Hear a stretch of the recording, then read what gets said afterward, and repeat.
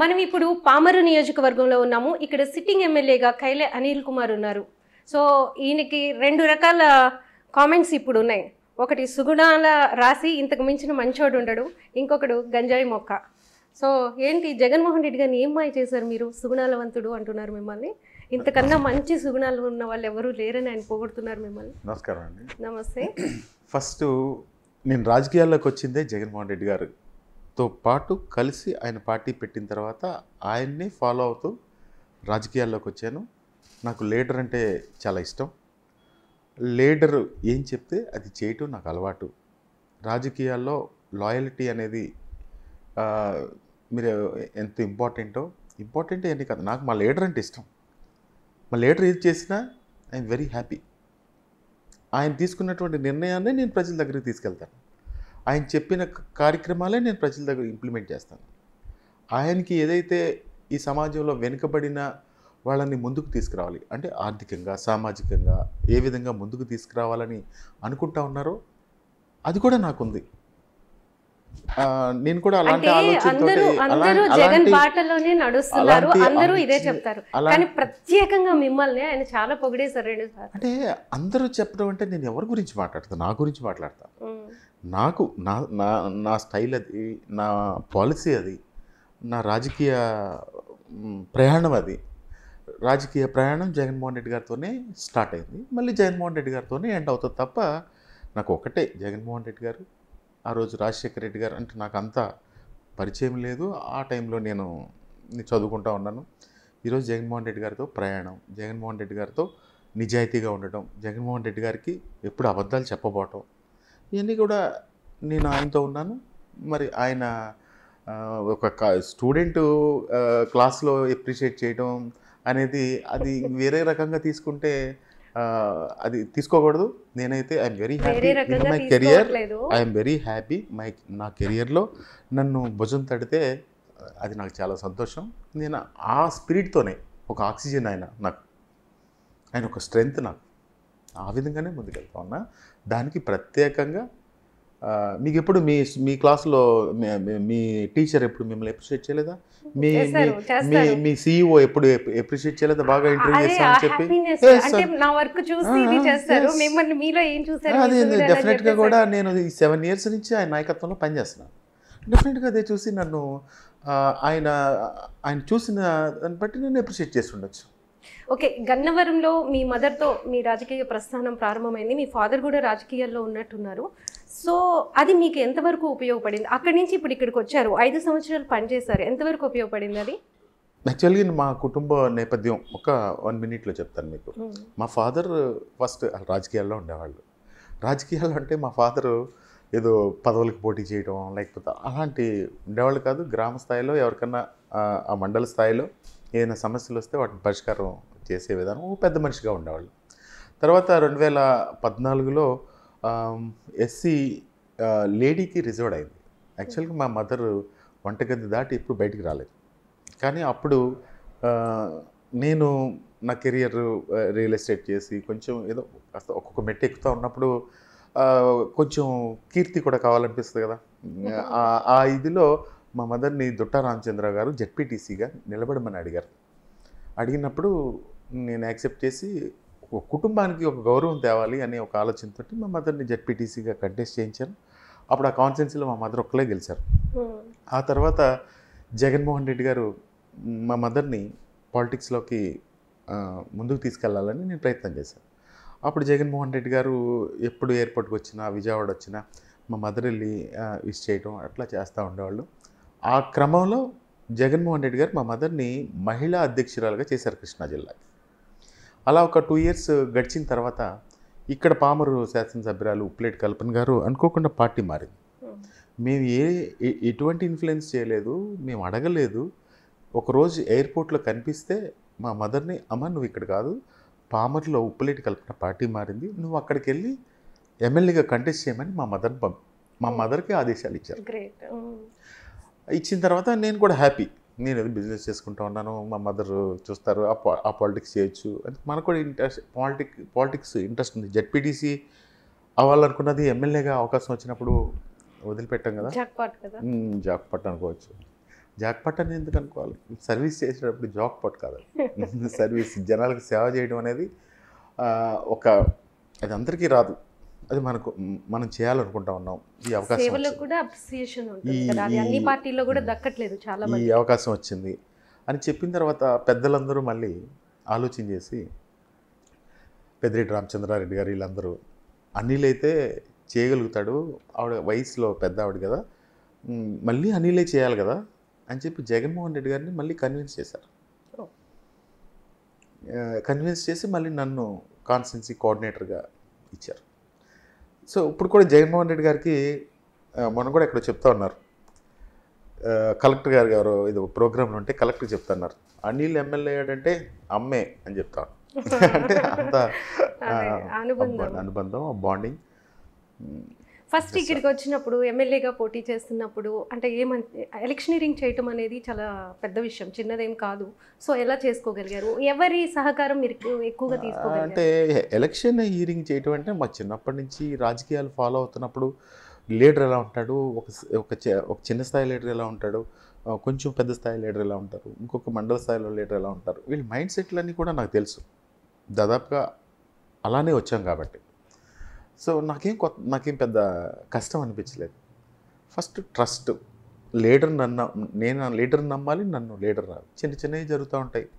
నేను కొత్తగా ఇక్కడికి వచ్చినప్పుడు వాస్తవంగా నాకు ఏ దారి ఎటు వెళ్ళాలో కూడా తెలియదు. ఎందుకంటే టోటల్గా మాది ఆ బేస్ హనుమాన్ జంక్షన్ కాబట్టి ఇక్కడ తెలియదు. నాకు ఓన్లీ జగన్మోహన్ రెడ్డి గారు బొమ్మ పెట్టుకుని వెళ్తే వీళ్ళందరూ నన్ను ఆదరించారు. జగన్మోహన్ రెడ్డి గారు 7.5 సంవత్సరాల క్రితం నీకు ఈ ప్రాంతంలో సేవ చేయాలి, నేను నాయకుడిని చేస్తున్నానని చెప్పి ఆ రోజు అక్కడ చెప్పారు జగన్మోహన్ రెడ్డి గారు. నేను ఇప్పటి వరకు అదే కెమిస్ట్రీతో ఆయన అప్పచెప్పిన ప్రజల్ని చూసుకోవడం కోసం ప్రయత్నం చేస్తూ ఉన్నాను. ఒక్కొక్కసారి చిన్న మిస్టేక్స్ జరుగుతూ ఉంటాయి. ఆ మిస్టేక్స్ కూడా నావాడైతే మాత్రం డెఫినెట్గా నేను 100 మెట్లు దిగుతాను. అవతలవాడైతే దిగను. అవతల నా ప్రత్యర్థి అయితే నేను 1 మెట్టు కూడా దిగను. నా కార్యకర్త కోసం, నా లీడర్ కోసం నేను 100 మెట్లైనా దిగి వాళ్ళని ఓన్ చేసుకుంటాను. అంటే దాన్ని కూడా ఎలా ఆలోచిస్తానంటే, మా కుటుంబంలో ఎవరికన్నా ఒక ఫ్యామిలీ మెంబర్తో ఏదైనా ఇష్యూ వచ్చిందనుకోండి, మనం సరి చేసుకోకుండా ఉండం కదా, అది తప్పని పరిస్థితి కదా. అట్లాగే ఆ బాండింగ్ కూడా ఇక్కడ నేను అప్లై చేసుకుని ఆ విధంగా ఈ వైఎస్ఆర్ కాంగ్రెస్ పార్టీ కుటుంబాన్ని అలా కాపాడుకున్నాను. వాళ్ళ విశ్వాసం పొందాను. ఒక్కొక్కసారి ఒక్కొక్కరు అలుగుతూ ఉంటారు, ఒక్కొక్కరు ఏమో రకరకాలుగా అంటారు, వాళ్ళ దగ్గర చేసుకుంటూ ఉంటాను. సో అంతా అయిపోయిన తర్వాత 5 సంవత్సరాలు శాసనసభ్యుడిగా పనిచేశాను. పనిచేసిన తర్వాత మళ్ళా జగన్మోహన్ రెడ్డి గారు ఒక విధంగా ఇది ఒక ఛాలెంజింగ్. అంటే ఫస్ట్ ప్రతిపక్షం నుంచి వచ్చి పోటీ చేసి గెలవడం వేరు. 5 సంవత్సరాలు శాసనసభ్యుడిగా పనిచేసిన తర్వాత నన్ను అబ్జర్వ్ చేస్తూ ఉంటారు, నా క్యారెక్టర్ మీద అబ్జర్వ్ చేస్తూ ఉంటారు, నేను చేసే విధానం మీద అబ్జర్వ్ చేస్తూ ఉంటారు. వీటిలన్నిటినీ దాటుకుని వీళ్ళందరినీ కూడా మెప్పించి మళ్ళీ ఎలక్షన్కి వెళ్ళడం అనేది ఒక పెద్ద టాస్క్. అయినా కానీ నా దృష్టికి వచ్చింది ఏది ఉన్నా కానీ అది నేను వెంటనే పరిష్కారం చేసుకుంటాను. ఆ పరిష్కారం చేసుకుని వెళ్తాను. అయినా కానీ ఎక్కడో చోట ఏదో ఒకటి కనపడతా ఉంది. ఇది నిరంతర ప్రక్రియ. ప్రజలకి సేవ చేయడం అనేది నిరంతర ప్రక్రియ. ప్రజలకి సమస్యలు తీర్చడం అనేది నిరంతర ప్రక్రియ. వాళ్ళకి అవసరాలు ఉంటాయి, ప్రభుత్వం నుంచి వచ్చే అవసరాలు ఉంటాయి, వ్యక్తిగత అవసరాలు ఉంటాయి. వీటిల్లో నా దృష్టికి వచ్చిన విషయాన్ని నేను జస్టిఫై చేయాల్సినంత వరకు జస్టిఫై చేసి నేను ఆ సాటిస్ఫాక్షన్ పొందుతాను. ఇంకా కొన్ని చేయలేని, నా పరిధి దాటిని కూడా కొన్ని ఉంటాయి, అవి చేయలేము. ఇంటింటికి ప్రభుత్వం అని ఒక కార్యక్రమం జరిగింది. అందులో మీరు ఇంటింటికి వెళ్ళారు, అందరినీ పలకరించారు. అప్పుడు ఎలాంటి సమస్యల్ని ఐడెంటిఫై చేశారు మీరు? ఎలాంటి సమస్యలు అంటే, ఇంటింటికి వెళ్ళడం అదొక పెద్ద టాస్క్ ఏం కాదు. చాలా ఆనందంగా ప్రతి ఇంటికి వెళ్ళి, అమ్మ నీకు ఈ స్కీమ్ వస్తుందా, నీకు అర్హత ఉందా అంటే ఇస్తున్నాం అనేవాళ్ళు 99 మంది, రాదు అనేది ఒకళ్ళు. వాళ్ళు కూడా ఏంటి, ఆధార్ కార్డులో ఏదైనా వయసు మిస్టేక్ పడితేనో, లేకపోతే ఏదైనా టెక్నికల్గా సమస్య ఉంటేనో వెంటనే అక్కడ నాతోటి కూడా అధికారులు ఉంటారు. అని వెంటనే సమస్యను పరిష్కారం చేసి అక్కడ చేసేయడం. ఒకళ్ళు అంటారు, నీకు ఓటేసాను కదా, 3 సంవత్సరాలకు వచ్చావా అంటారు. కాదు, 3 సంవత్సరాలకు వచ్చాను కరెక్టే, కానీ ఇప్పుడు వచ్చాను కదా, నువ్వు రమ్మంటే రోజు వస్తాను, నువ్వు మీ ఇంట్లో ఏదైనా ఫంక్షన్ ఉంటే రోజు వస్తాను, అంటే అది ఒక అటాచ్మెంట్. అంటే మనకు ఓటేసిన వాళ్ళు గ్యారంటీగా మనల్ని ఓన్ చేసుకుంటారు. వాళ్ళు ఓటేసాం కాబట్టి మనకు కనిపించలేదు కాబట్టి వాళ్ళకు ఒక ఇన్సెక్యూరిటీ. సో అది కాన్సెప్ట్ చాలా గొప్ప కాన్సెప్ట్ అది. మా అంటే మీరు ఈ కాన్సెప్ట్ చెప్తుంటే నేను ఒక వీడియో చూసాను, మిమ్మల్ని ఆపేసి బైక్ మీద ఒక లేడీని కూర్చోబెట్టుకుని ఈ రోడ్డు క్రాస్ చేయండి, మీరు ఇంత వర్స్ట్గా ఉన్నాయి రోడ్లు అని చెప్పారు. మరి అదేంటి, డెవలప్ చేశారా, ఏం జరిగింది? డెఫినెట్గా ఇప్పుడు సమస్య ఉందండి. ఆ సమస్యను గుర్తించడానికే కదా నేను వెళ్ళింది. నేను గడప గడప కార్యక్రమానికి వెళ్ళింది ఆ గ్రామంలో ఉన్నటువంటి సమస్యని చూసి పరిష్కారం దాన్ని పరిష్కారం చేయడం కోసం వెళ్ళాలి. సో వాళ్ళు ఆ విధంగా నన్నే అడుగుతారు కదా, వాళ్ళ శాసనసభ్యుడు నేను, నన్నే అడుగుతారు, నేను చేయాల్సిన బాధ్యత నాది. అట్లాగే ఒకరోజు ఒక లేడీస్ అందరూ, నేను వెళ్తా ఉన్నాను, వాళ్ళు రోడ్డు బాగాలేదు. రోడ్డు బాగపోతే ఒక ట్రాక్టర్ వేసుకుని వచ్చి ఆ మండల కేంద్రంలో నిలబడి ఉన్నారు. అది మీరు డిఫరెంట్గా అడిగారు, నేను అది డిఫరెంట్గా చెప్తాను. ఆ యూట్యూబ్లో కూడా ఇక్కడ ఉంటా ఉంటుంది. అడిగా, ఆ రోడ్డు వేస్తానని చెప్పాను నేను. చెబితే వాళ్ళు ఎందుకు ఎమోషన్ అయ్యారంటే, ఒక అతను బండి మీద వెళ్తే పడిపోతే అతనికి కాలు కొంచెం ఫ్రాక్చర్ అయింది. వాళ్ళు చాలా కోపం వచ్చేసారు. ఇప్పుడు 10 గంటలకు వచ్చారు వాళ్ళు. నేను ఎక్కడో తిరుగుతూ ఉన్నాను. వాళ్ళు ఇక్కడ ఉన్నారని చెప్పారు, వాళ్ళు వెళ్ళిపోతారులే అనుకున్నాను నేను. మన తర్వాత వెళ్ళి కలుద్దాంలే అనుకున్నాను. సాయంత్రం 6 గంటల వరకు అక్కడే ఉన్నారు. వెళ్ళాను. వెళ్ళిన తర్వాత వచ్చి నా మీద ఫైర్ అయిపోయారు. అయినా నాకేం కోపం రాలేదు, ఎందుకంటే నేను వేయిస్తాను అన్నాను కదా. కానీ అది టెండర్ పిలిచారు, టెండర్ దశలో ఉంది, అన్నీ ఉన్నాయి. అప్పుడు ఆ రాత్రి అంతా నిద్ర పట్టలేదు నాకు, నిద్రపోలేదు అసలు. నిద్రపోకుండా ఆలోచిస్తూ ఉంటే ఒక ఆలోచన వచ్చింది. ఆ ఆలోచనని నెక్స్ట్ డే ఇంప్లిమెంట్ చేశాను. ఏం చేశారు? ఏదో ఒక ఫండ్స్ తేయడానికి నాకు ఒక టెక్నిక్ అంటే ఒక సోర్స్ దొరికింది. ఆ సోర్స్ని ఇంప్లిమెంట్ చేశాను. ఆ సోర్స్ని ఇంప్లిమెంట్ చేసి వెంటనే టెండర్ పిలిపించి ఆ టెండర్ వేసి ఇప్పుడు బ్రహ్మాండంగా ఉన్నారు వాళ్ళందరూ. నన్ను ఇంకా మాకు రోడ్డు వేయించావయ్యా దేవుడు అంటారు. అది నా బాధ్యత, అది రెస్పాన్సిబిలిటీ. అది వాళ్ళు ఏదో నిలదీశారని ఎప్పుడు కూడా బాధ్యత గలమైనటువంటి స్థానంలో ఉన్నప్పుడు డెఫినెట్గా నిలదీస్తారు, అడుగుతారు. మనకి ఏదైనా కావాలి, ఎవరిని అడుగుతాను? నేను మా తండ్రిని అడిగేవాడిని. నాకు ఆ స్థానం ఆయన కాబట్టి. అట్లాగే ఇప్పుడు నాకేం కావాలి, మా జగన్మోహన్ రెడ్డి గారిని అడుగుతాను నేను. సోర్స్ అనుకోద్దు, ఆయన ఆ రెస్పాన్సిబుల్ పొజిషన్లో ఉన్నారు ఆయన. నాకు కావాల్సిందే నేను జగన్మోహన్ రెడ్డి గారిని అడుగుతాను. నేను నెక్స్ట్ డే జగన్మోహన్ రెడ్డి గారి దగ్గరికి వెళ్ళి, ఈ ఫండ్స్ ఇలా వస్తే ఇది చేయగలుగుతాను, కొంచెం రిలాక్సేషన్ ఇవ్వండి అంటే, నాకు ఆయన ఏంటి ఇంత డెప్త్గా స్టడీ చేసి వచ్చాడా అని చెప్పి ఆశ్చర్యంగా చూశారు. చూసి నెక్స్ట్ వెంటనే సైన్ చేశారు. ఓకే, అది 75 lakhs ఎంతో. ఇంకా ఏమి ఈ నియోజకవర్గంలో మీరు ఎమోషనల్ అయ్యి చేసిన పనులు ఏమున్నాయి? ఎమోషన్ అంటే నిరంతరం ఏదో ఒక సమస్య వస్తూ ఉంటుంది. 2 years కరోనాలో ఉండిపోయాం. అప్పుడు కూడా సీఎం గారు ఎక్కడ గవర్నమెంట్లో ఈ సంక్షేమ కార్యక్రమాలు ఎక్కడ ఆపలేదు. నేనైతే ఈ పామర్ నియోజకవర్గంలో ఎవరికి వీళ్ళకి పెన్షన్ ఇవ్వద్దు, వీళ్ళకి ఇళ్ల స్థలం ఇవ్వద్దు, వీళ్ళకి ఇంకోటి ఇవ్వద్దు, వీళ్ళకి ఇంకోటి ఇవ్వద్దు, ఎప్పుడు నేను అసలు అలాంటి పని చేయలేదు. పార్టీలకు అతీతంగానే చేశాను. నిమ్మకూరులో ఏంటో ఏమీ చేయలేదంట. నిమ్మకూరులో ఇళ్ల స్థలాలు ఇచ్చాం. 30 సంవత్సరాలు ఎప్పుడు కూడా వాళ్ళు ఇళ్ల స్థలాలు ఇవ్వలేదు. 3 ఎకరాల ల్యాండ్ కొని అక్కడ ఇళ్ల స్థలాలు ఇచ్చి ఊర్లో పట్టాలు ఇచ్చాం. అదేవిధంగా రోడ్స్ వేసాం. వాళ్ళు దత్తత చేసుకున్నాను అని ప్రతిసారి కబుర్లు చెప్పి వాళ్ళ బంధువులు అవినీతి చేశారా తప్ప ఎక్కడ కూడా ప్రజలకి ఏదైనా చేసిందంటే జగన్మోహన్ రెడ్డి గారు. లోకేష్ దత్తత తీసుకున్న గ్రామం, దానికి లోకేష్ చేసాడా, మీరు చేశారా? క్రెడిట్ ఎవరికి వస్తుంది? వైసీపీ గవర్నమెంట్ గా ఇళ్ల స్థలాలు ఇచ్చింది మేము, రోడ్స్ గడప గడపలో తిరిగి రోడ్స్ ఇచ్చింది మేము. సంక్షేమ కార్యక్రమాలు అంటే నిమ్మకూరు సచివాలయానికి ఇప్పటికీ నిమ్మకూరు, నిబాన్పూడి అని 2 villages ఉంటాయి. ఆ సచివాలయ పరిధిలో 25 కోట్ల రూపాయలు సంక్షేమ కార్యక్రమాలు ఇచ్చాం. ఎవరు చేసినట్టు? ఇది లోకేష్ చేసినట్ట, మా జగన్మోహన్ రెడ్డి గారు చేసినట్ట? అంటే ఒక గ్రామానికి చూడండి, ఇప్పుడు ఈ ప్రయారిటీ సంక్షేమ కార్యక్రమాల్లో పెట్టాం. నెక్స్ట్ ఈ అభివృద్ధి కూడా ఆలోచన చేసి అభివృద్ధి చేస్తూ ఉన్నాం. మీరు చూస్తూ ఉండండి, అభివృద్ధి అంటే ఒక రోడ్లు వేస్తాం, పాడైపోతాయి, రోడ్లు వేయాలి, పాడైపోతాయి, రోడ్లు వేస్తాం, పాడైపోతాయి. కానీ చంద్రబాబు నాయుడు గారు సింగపూర్ వెళ్ళారనుకోండి, పామర్ అంతా సింగపూర్గా మార్చేస్తుంది. పామర్లో ప్రజలు ఎలా ఇబ్బంది పడుతున్నారు, ఇప్పుడు పెన్షన్ తీసుకోవడానికి ఏ విధంగా ఇబ్బంది పడుతున్నారు, మహిళలు ఎందుకు ఆర్థికంగా ఎదగలేకపోతూ ఉన్నారు, లేకపోతే చిన్న వ్యాపారస్తులు చేసుకోవాలి వ్యాపారం ఎందుకు చేసుకోలేకపోతూ ఉన్నారు, ఆటో సోదరుడు ఎందుకు ఇబ్బంది పడుతున్నాడు అంటే బేసిక్ స్ట్రక్చర్ని డెవలప్ చేద్దాం. నువ్వు సింగపూర్ చెయ్యి, అమెరికా చెయ్యి, మేము కూడా సంతోషిస్తాం. లేకపోతే సెల్ ఫోన్ సృష్టించేసానంటాడో, లేకపోతే మన వచ్చి పామర్ వచ్చి ఐటీ టవర్ కడతారంటాడు. అంటే అసలు ఏమీ బేసిక్ స్ట్రక్చర్ లేకుండా ఇవన్నీ ఎలా చేస్తారు?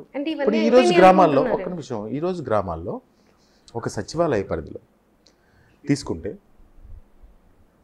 ఒక వ్యవస్థ తయారైంది. అంటే ఒక సచివాలయము, రైతు భరోసా కేంద్రం, వెల్నెస్ సెంటర్.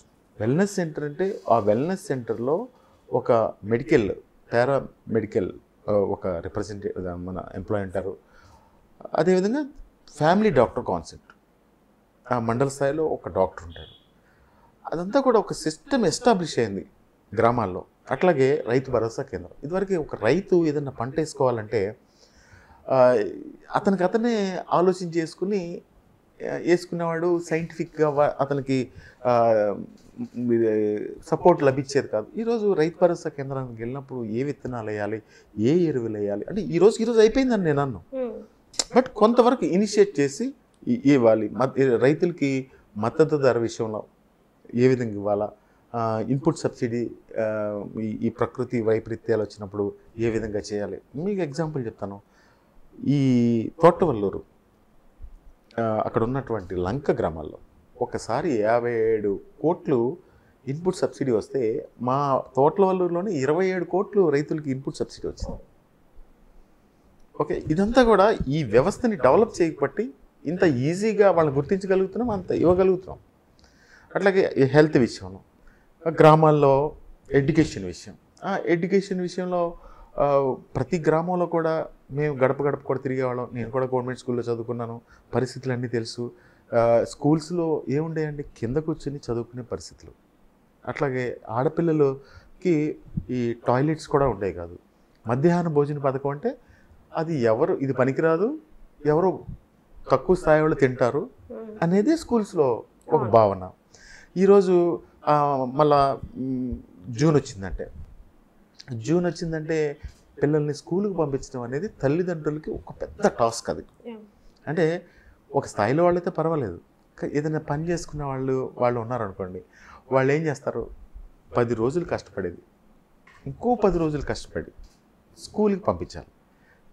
ప్రతి తల్లి, నా తల్లితో సహా ఏం ఆలోచిస్తారు, ఎదుటి వాళ్ళ పిల్లోడి కంటే నా పిల్లోడు మంచి బట్టలు వేసుకుని వెళ్ళాలి, మంచి షూ వేసుకుని వెళ్ళాలి, మంచి బ్యాగ్ వేసుకుని వెళ్ళాలి అని చెప్పి వాళ్ళు 10 రోజులు చేసే పని ఇంకో 10 రోజులు చేసి కొడుకుని స్కూల్కి పంపిస్తారు.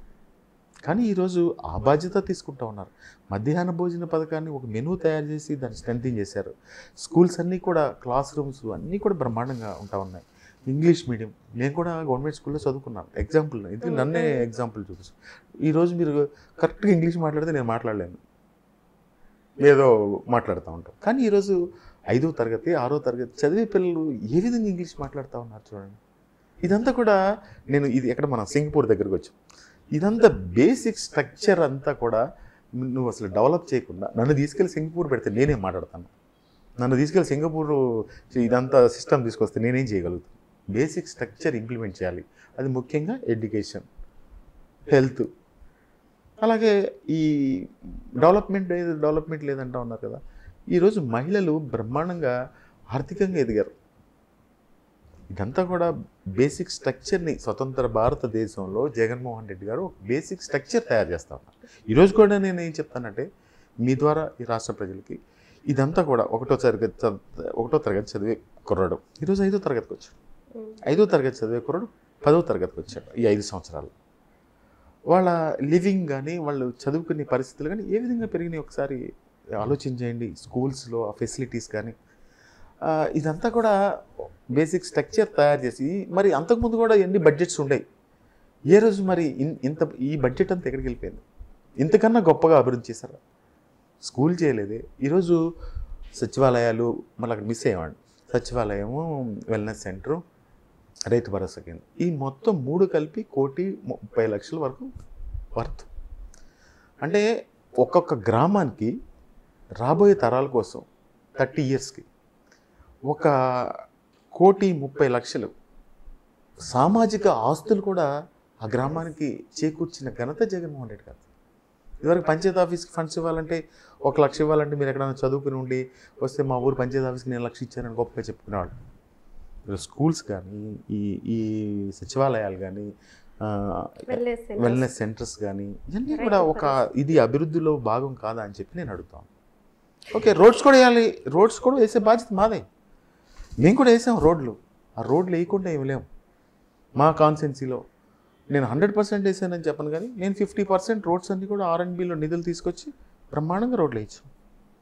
ఎక్కడ సోర్స్ దొరికితే అక్కడ సీఎం గారితో మాట్లాడి 50% వేయించాం. మరి 50% ఏం చేస్తారు మీరు, ఎమ్మెల్యే గారు ఎందుకు చేయించలేదని మీరు అడగచ్చు. ఒక కుటుంబంలోనే అన్నీ జరగవు. ఒకరోజు ఒకటి చేస్తాం, ఒకరోజు ఒకటి చేస్తాం. మేము 5 సంవత్సరాల్లో చేయగలిగినవి చేసాం. డెఫినెట్గా మళ్ళీ చేయాల్సిన బాధ్యత కూడా మాదే. ఇది నిరంతర ప్రక్రియ. ఇది ఎన్టీఆర్ జిల్లా అవడానికి శ్రీకారం ఇక్కడి నుంచే పడింది అని అంటారు. అది ఎంతవరకు నిజం? దానికి నేనే సాక్ష్యం. జగన్మోహన్ రెడ్డి గారు పాదయాత్ర చేస్తూ ఉన్నారు. జగన్మోహన్ రెడ్డి గారు పాదయాత్ర చేసేటప్పుడు ఇక్కడి నుంచి వెళ్తూ ఉన్నారు హైవే మీద. నిమ్మకూరులో మా పార్టీ వాళ్ళు ఒక టెంట్ వేశారు. ఆ టెంట్ వేస్తే పోలీసులు టెంట్ పీకేశారు. నేను అంత దూరం నుంచి చూశాను. నేను పరిగెత్తుకుంటా వెళ్ళి ఆ పోలీసులతో ఒక ఎస్ఐతో తగాదపడ్డాను. ఎస్ఐ కొంచెం సింగులర్గా నన్ను మాట్లాడి మా ఇద్దరికి చాలా గొడవ అయింది. అయిన తర్వాత నేను ఆ కోపంలో జగన్మోహన్ రెడ్డి గారి దగ్గరికి వచ్చాను. వచ్చి సార్ వాళ్ళు ఎలా అక్కడ పెద్ద చెరువుతో వేస్తున్నారు అది ఇదని చెప్పి నాతో పాటు వచ్చారు. ఆయన చెప్పారనమాట. వచ్చేసారు. వచ్చేసి ఆ చెరువు దగ్గర ఏం చెప్పారంటే, ఈ చెరువు ఇలాగ అన్యాయంగా ఇలా చేస్తున్నారు, కానీ రాబోయే కాలంలో ఇది ఎన్టీ రామారావు గారు పుట్టిన ఊరు కాబట్టి ఈ జిల్లాకు కూడా ఎన్టీ రామారావు పేరు పెడుతుందని చెప్పారు. స్పాంటేనియస్గా చెప్పారు. కాకపోతే ఇప్పుడు నన్ను అందరూ కూడా అంటూ ఉంటారు, ఎన్టీఆర్ పేరు పెట్టిస్తాక నువ్వు ప్రయత్నం చేసి నువ్వే చేసావు, ఇదంతా మా జిల్లాకు పెట్టించావు, మీ జిల్లాకు పెట్టించుకోలేదని అంటూ ఉంటారు. ఓకే, అవన్నీ లైఫ్లో ఒక మెమరీస్. ఇప్పుడు గంజాయి మొక్క దగ్గరకు వద్దాం. చంద్రబాబు నాయుడు మొన్న ఇక్కడికి వచ్చినప్పుడు మిమ్మల్ని గంజాయి మొక్క, ఇక్కడ ఇంతమంది గొప్ప వాళ్ళు పుట్టిన ఈ ప్రాంతంలో ఒక గంజాయి మొక్క వచ్చి చేరిందని, ఏంటి ఆ గంజాయి మొక్క? ఇంకేం గంజాయి అది అలవాట్లు ఏమైనా ఉన్నాయో ఆయనకి? నేనంటే ఇష్టం అనుకుంటా, అట్లా మాట్లాడుతూ ఉన్నాడు. దిగజారుడు తన్నానికి నిదర్శనం. ఒక స్థాయి, నా స్థాయి ఏంటి, నేను ఒక శాసనసభ్యుడిని, ఒక్కసారి శాసనసభ్యుడిగా గెలిచాను. నేను ఎక్కడ అవినీతి చేయను. నేను ఎప్పుడు కూడా చిన్న లంచం కూడా ఈ నియోజకవర్గంలో తీసుకోలేదు. మీకు కూడా ఆశ్చర్యంగా ఉండొచ్చు, కానీ అంత ఏమనకూడదు, గాంధీ మహాత్ముడు అయితే కాదు. నా పని నేను చేసుకుంటాను, నా బిజినెస్ నేను చేసుకుంటాను, నాకు డబ్బులు సంపాదించడం వచ్చు. నేను 25 సంవత్సరాలు నాకు వచ్చిన దగ్గర నుంచి, నా స్టడీస్ కంప్లీట్ అయిన దగ్గర నుంచి పరిగెడతానే ఉన్నాను. ఏది పట్టుకున్నా బంగారం పడింది, ఏది పట్టుకున్నా కలిసి వచ్చింది. పాలిటిక్స్ కూడా కలిసి వచ్చినాయి.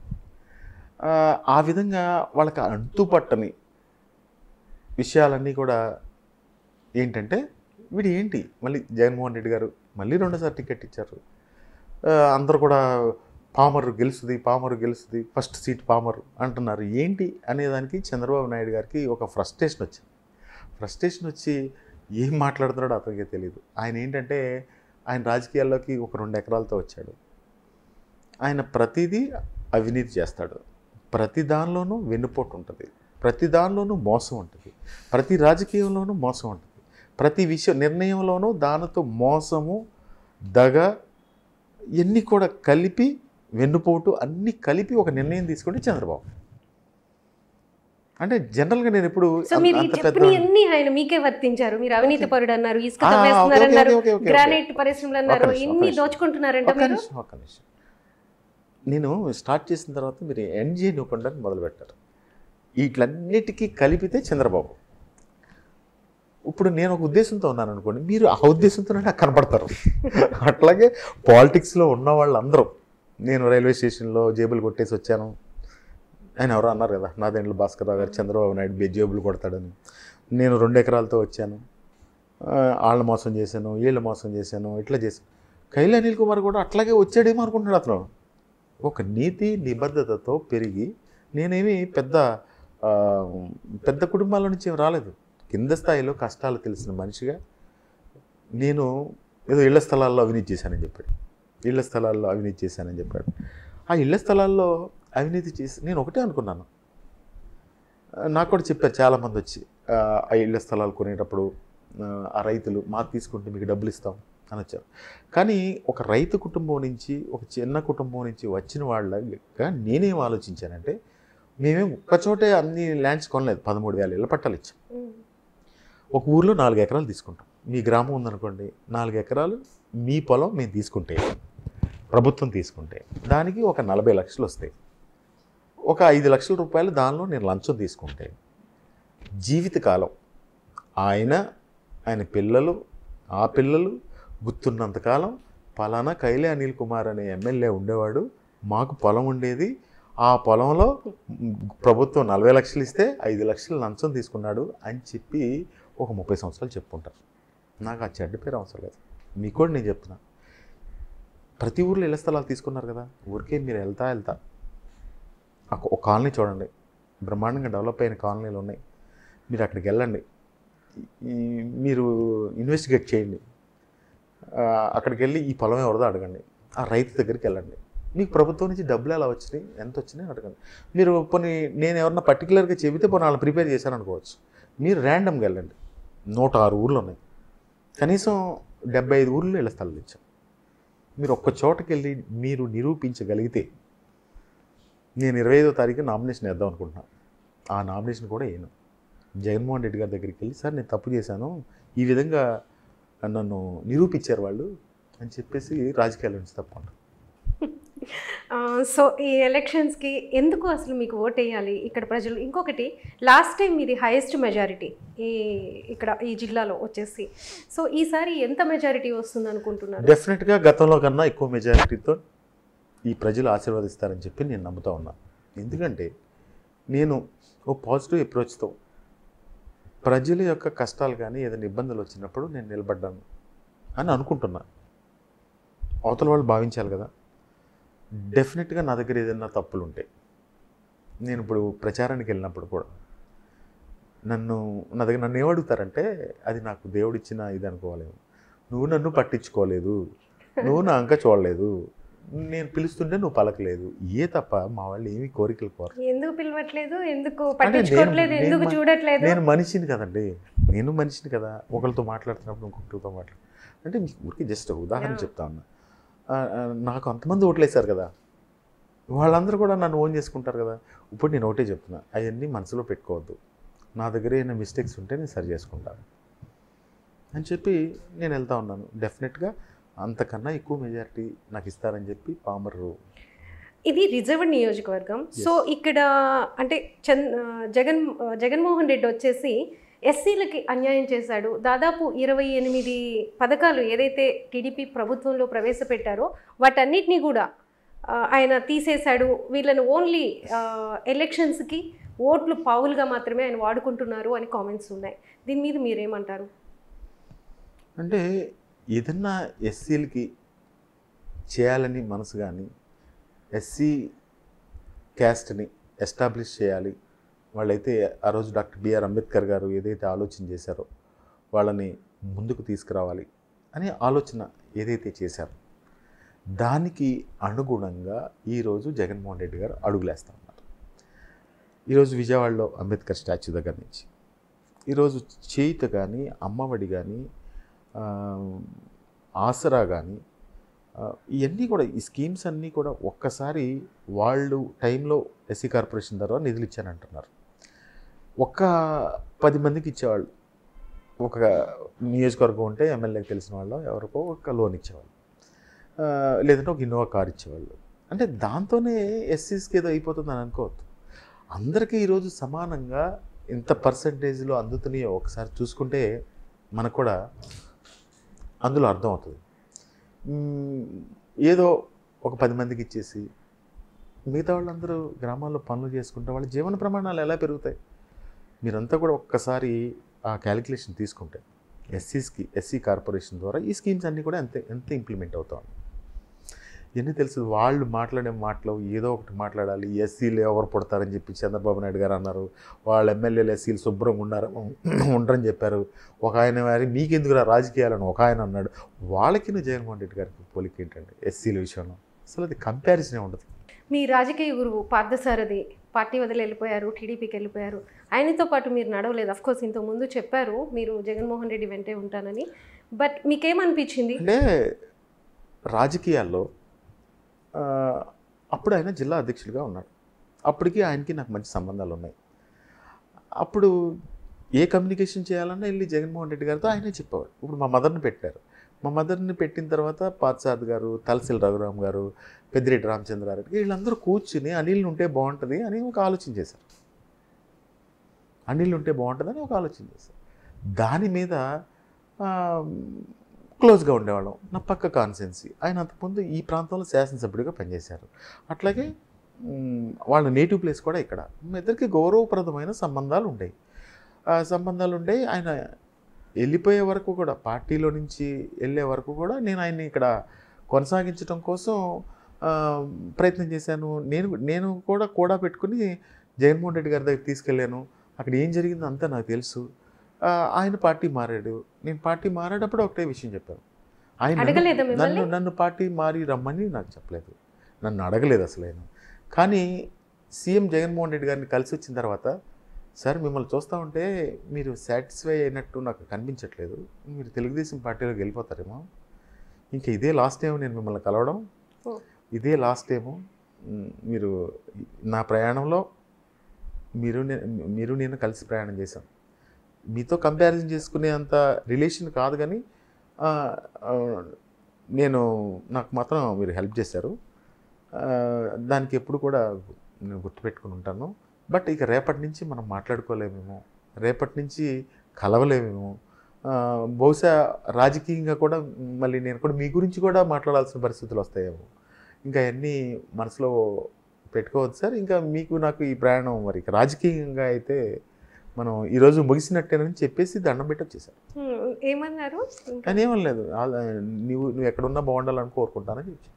మీకున్న వీక్నెస్లు, మీకున్న స్ట్రెంగ్స్ ఏంటి? అంటే ప్రతిపక్షానికి కైలే అనిల్ కుమార్ని విమర్శించాలంటే ఈ అస్త్రం ఉంది అనుకునేది ఏముంది?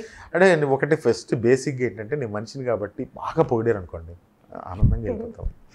ఎవరన్నా ఏదన్నా ఒక విమర్శ చేస్తే నేను చేయింది ఎవడన్నా కావాలని అంటే అది కూడా పట్టించుకోను. చేయింది చేస్తే మాత్రం ఆ రోజు నిద్ర పట్టదు. కానీ ఇప్పుడే కొంచెం గ్రో అవుతా ఉన్నాం. ఎవడేమనుకుంటే మనకెందుకు, మన పని మనం చేస్తాం. రాటు తెలిపోతున్నారు. అది నా వీక్నెస్, నా స్ట్రెంగ్త్, అది నా weakness. Okay, thank you so much Anil garu. Thank you. Thank you. Please subscribe Telugu politics.